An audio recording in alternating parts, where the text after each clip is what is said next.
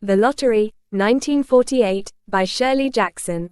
The morning of June 27 was clear and sunny, with the fresh warmth of a full summer day. The flowers were blossoming profusely and the grass was richly green.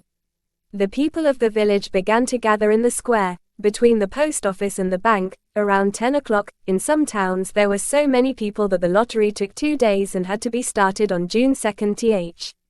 But in this village, where there were only about 300 people, the whole lottery took less than 2 hours, so it could begin at 10 o'clock in the morning and still be through in time to allow the villagers to get home for noon dinner. The children assembled first, of course. School was recently over for the summer, and the feeling of liberty sat uneasily on most of them. They tended to gather together quietly for a while before they broke into boisterous play. And their talk was still of the classroom and the teacher, of books and reprimands. Bobby Martin had already stuffed his pockets full of stones.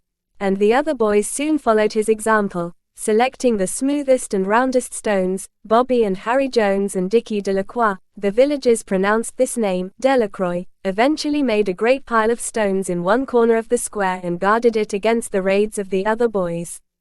The girls stood aside, talking among themselves, looking over their shoulders at rolled in the dust or clung to the hands of their older brothers or sisters.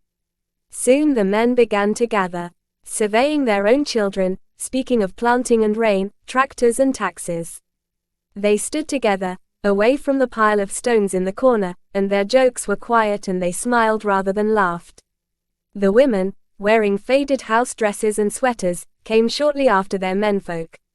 They greeted one another and exchanged bits of gossip as they went to join their husbands. Soon the women, standing by their husbands, began to call to their children. And the children came reluctantly, having to be called 4 or 5 times. Bobby Martin ducked under his mother's grasping hand and ran, laughing, back to the pile of stones. His father spoke up sharply, and Bobby came quickly and took his place between his father and his oldest brother. The lottery was conducted, as were the square dances, the teen club, the Halloween program, by Mr. Summers, who had time and energy to devote to civic activities. He was a round-faced, jovial man and he ran the coal business.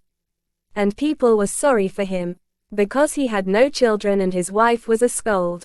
When he arrived in the square, carrying the black wooden box, there was a murmur of conversation among the villagers, and he waved and called, "Little late today, folks."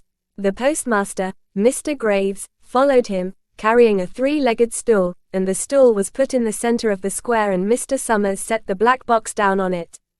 The villagers kept their distance, leaving a space between themselves and the stool. And when Mr. Summers said, "Some of you fellows want to give me a hand," there was a hesitation before 2 men. Mr. Martin and his oldest son, Baxter, came forward to hold the box steady on the stool while Mr. Summers stirred up the papers inside it. The original paraphernalia for the lottery had been lost long ago, and the black box now resting on the stool had been put into use even before Old Man Warner, the oldest man in town, was born. Mr. Summers spoke frequently to the villagers about making a new box. But no one liked to upset even as much tradition as was represented by the black box.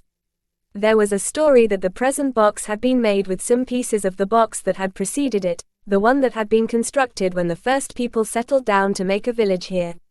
Every year, after the lottery, Mr. Summers began talking again about a new box, but every year the subject was allowed to fade off without anything's being done. The black box grew shabbier each year. By now it was no longer completely black but splintered badly along one side to show the original wood color, and in some places faded or stained. Mr. Martin and his oldest son, Baxter, held the black box securely on the stool until Mr. Summers had stirred the papers thoroughly with his hand. Because so much of the ritual had been forgotten or discarded, Mr. Summers had been successful in having slips of paper substituted for the chips of wood that had been used for generations. Chips of wood, Mr. Summers had argued, had been all very well when the village was tiny, but now that the population was more than 300 and likely to keep on growing, it was necessary to use something that would fit more easily into the black box. The night before the lottery, Mr. Summers and Mr. Graves made up the slips of paper and put them in the box, and it was then taken to the safe of Mr. Summers' coal company and locked up until Mr. Summers was ready to take it to the square next morning. The rest of the year, the box was put away, sometimes one place, sometimes another. It had spent 1 year in Mr. Graves's barn and another year underfoot in the post office. And sometimes it was set on a shelf in the Martin grocery and left there. There was a great deal of fussing to be done before Mr. Summers declared the lottery open. There were the lists to make up, of heads of families, heads of households in each family, members of each household in each family. There was the proper swearing in of Mr. Summers by the postmaster, as the official of the lottery. At one time, some people remembered, there had been a recital of some sort, performed by the official of the lottery, a perfunctory, tuneless chant that had been rattled off duly each year. Some people believed that the official of the lottery used to stand just so when he said or sang it, others believed that he was supposed to walk among the people, but years and years ago this part of the ritual had been allowed to lapse.